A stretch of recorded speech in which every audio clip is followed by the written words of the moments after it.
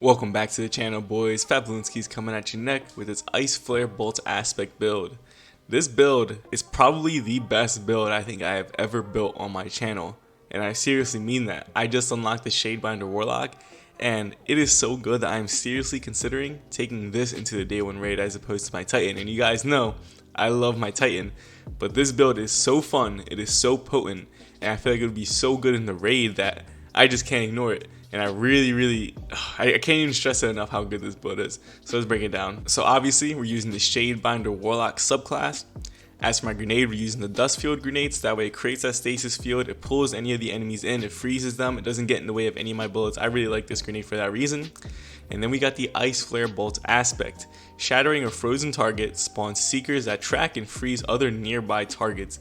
And it doesn't necessarily have to be even that close. Like, it tracks them for a while. It can even go up and, like, if they're on like a high ground, it go up there and freeze them. It is so good, and it spawns a lot of ice flare bolts. You can see in this clip right here.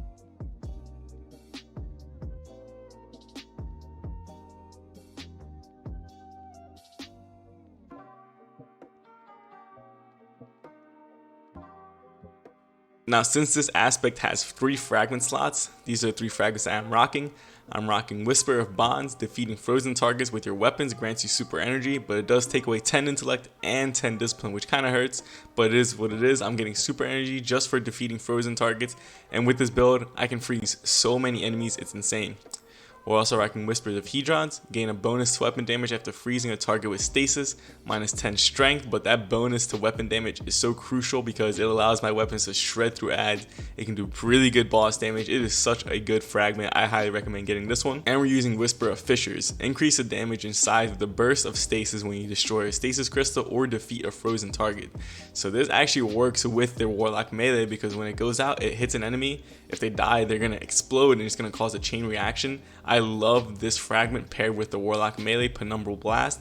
I love this melee. I love this this fragment, and I just love this whole setup we have right here. 3 fragments. It is so powerful. I can see why people are saying Shadebinder is the strongest class right now, and honestly, I might have to agree. It is that potent. Now, as for my loadout, it comes to no surprise I am using Monte Carlo. This is probably my favorite weapon in the game. As long as I'm doing damage and I'm getting my melee back, if I get a kill, it has a chance to refresh my melee. And when I land a melee kill with the penumbral blast, it actually refills the magazine and gives me ×5 Markov chain. Pair that with the Whisper of Hedrons, I get that weapon damage buff plus the Monte Carlo weapon damage buff. This gun can actually wreck ads, it can wreck majors. Forget about bosses because I have other weapons for that, but it can go through minors and majors. It is very potent with this build, and I'm constantly getting my melee back. Now, if I'm doing something like a Nightfall, all I have to do is swap to this Pulse Rifle right here, Hailing Confusions. I have Surplus and Wellspring. This will also give me my melee back. It won't give me that damage buff, but I'm still getting ability energy as long as I am, killing enemies, and this will allow me to do anti-barrier Pulse Rifles. So I have these 2 I can swap between. You guys have seen this weapon so much, my first and last out, but as opposed to rocking Demolitionist, we're actually rocking Vorpal Weapon.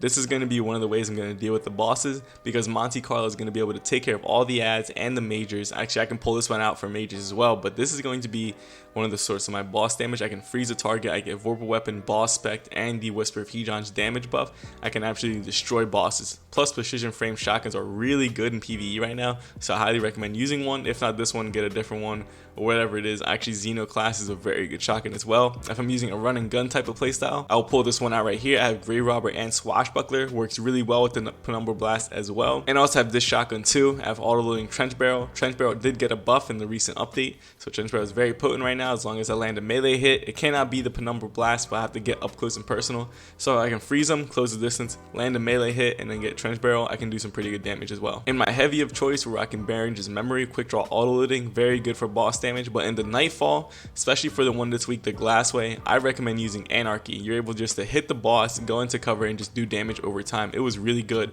Plus, there's also arc shields in there, so why not use this? Anarchy is very good. I have it ready for the raid and everything. It is such a top tier weapon. It's probably the best heavy weapon because you can do damage with this, swap to a sniper or a shotgun or whatever it is, and continue to do damage. It is so good. Now, as for my stats, we got 26 mobility, we got 26 resilience. That's pretty funny. I didn't even know they were the same. We got 80 recovery, which is honestly an accident. I have no recovery mods on. It's just the way my armor rolled. If I can take some of these stats and put them elsewhere, I would. I have 9 discipline. Now this isn't a discipline build, so for once I don't have to worry about having high discipline and getting my grenade back. Now I do have 60 intellect and 60 strength, or 62 strength rather. Now these are the 2 stats that I really wanted to focus on, but with the way my armor is rolled, I wasn't able to get as high as I wanted to, so this will have to do for now. 60 intellect will allow me to get my super back in the meantime without doing damage, but since I do have that 1 fragment that is going to give me super energy for defeating frozen targets, this is actually pretty good right here. And then we got 62 strength. This is going to allow me to use my penumbral blast, which will give me my super energy for defeating frozen targets. These 2 synergize very well together with the penumbral blast, especially with that 1 fragment that gives me super energy. So I'm really happy with this. Honestly, if I could pick, I would have high intellect, like probably 100 intellect, and then maybe like 75, 80 strength, or maybe swap the 2 around. I don't know, but if I can get these higher, I would. Now, as for my mods, we got an intellect mod, so I can increase my intellect. Now we got hands-on, gain bonus super energy on melee kills. This is going to pair very nicely with the frozen target kills one, because penumbral blast actually does decent damage to like miners and stuff like that. Actually does decent damage to majors, but it's not going to kill them. Like, it's going to one-shot miners. So as long as I can get that kill, it'll blast. If there's a group of them, it's going to blow them all up. I'm going to get a massive chunk of super energy.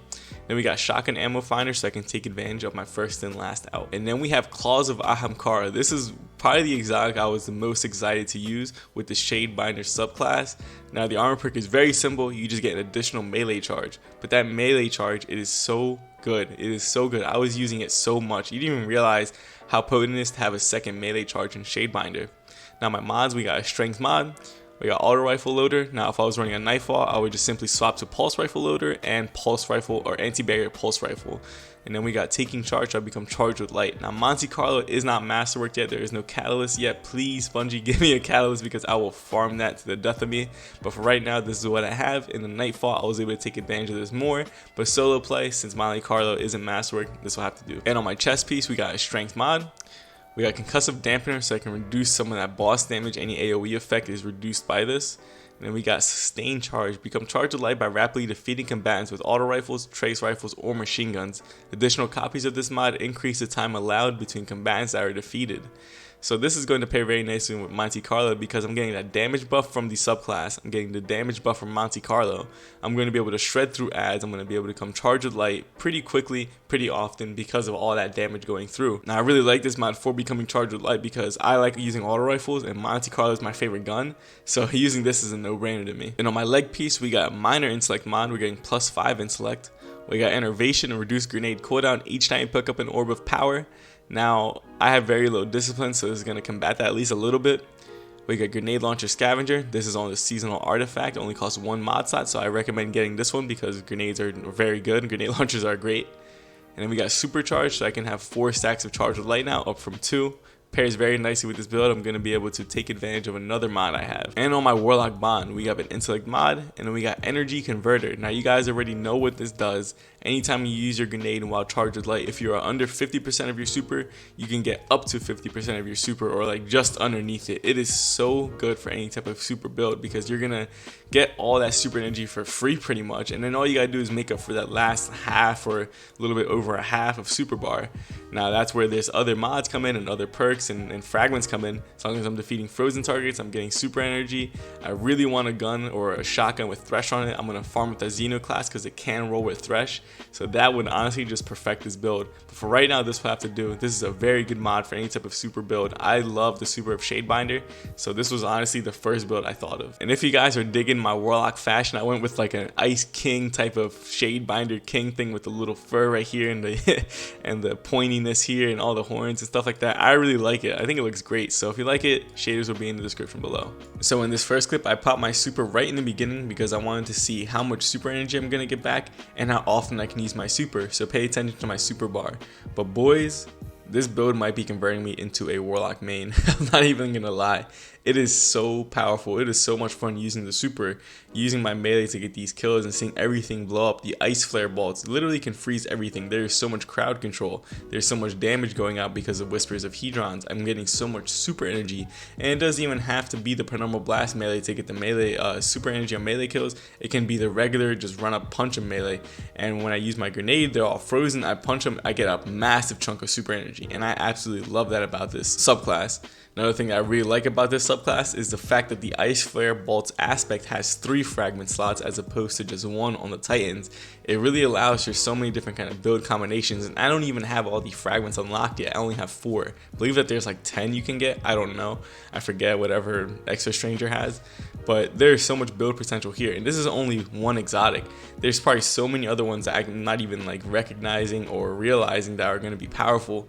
I think that this build is going to be good in any activity, honestly, even the raid, although that the raid you're going to want well and all that, but if there's an ad clearing section or mainly ad clearing section in the new raid, I'm going to pull this out because you can crowd control, you got damage buffs, you got super energy, you have everything is going for it, and it's insane. Even the super doesn't do terrible boss damage. I mean, obviously it's not the greatest, but it's not the worst either. You know, if I tag him with some anarchy shots and go in with my super for like a nightfall boss, something like that, it can do some decent damage. I'm not gonna lie, like you hit for like what, 25 or 27,000 every time you do the little heavy attack where it blows up the stasis. If you're using anarchy or something like that, and then you have Whispers of Hedron buff, and it's good. It is good boss damage. I really like this subclass, and I don't know, I'm thinking I might take this into the raid because the warlock has it has the shadebinder, and if I need to run something like, I don't even know what else I can run because those are the 2 right there. That's all I need. I got ad clearing, and then for survivability, I got the healing nades on that class. I got rifts, and man, this subclass is the best. I'm gonna say it right now, it is the best subclass right now. And this is not even mentioning the next aspects we're gonna unlock. I know that there's one whenever you drop your rift, it releases the stasis wave around you and it freezes nearby enemies. So that has some build potential right there, and there's probably even more that they never even mentioned in any of the TWABs or trailers or anything. So I'm extremely excited to see what they can come up with and what we're able to come up with builds and stuff like that. I love making builds. Now, if you guys are interested in seeing my team participate in the world's first race, I'm gonna be streaming it right here on my YouTube channel, so subscribe if you want to watch me do it. Go ahead, it is going to be intense. My whole team is ready, so let's get it, man. Stay tuned. But if you guys like this content, please like, subscribe, and share. It truly helps me out a lot. You can also check out my other videos, links are in the description below. I have a lot of crazy builds, so go ahead and check that out. And you might as well follow my social media. I have a Twitter and an Instagram, both at that_Bloonskis. But with all that being said, deuces.